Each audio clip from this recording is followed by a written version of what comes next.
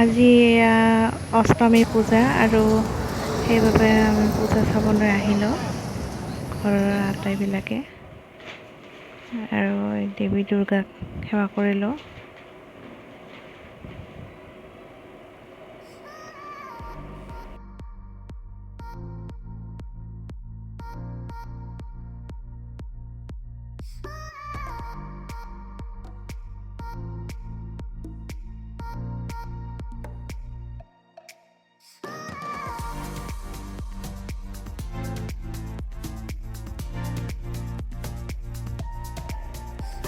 আৰু পূজা মণ্ডপত গৈ অভিনেতা প্ৰদীপ নিষিদ্ধক দেখা পালোঁ আৰু তেওঁৰ লগত এটি চেলফিও ল'লোঁ।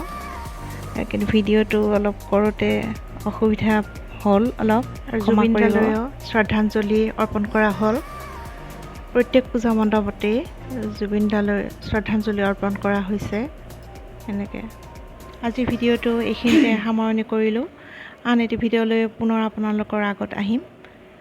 আজিৰ ভিডিঅ'টো প্ৰথমৰ পৰা শেষলৈ চাই থকাৰ বাবে বহুত বহুত ধন্যবাদ।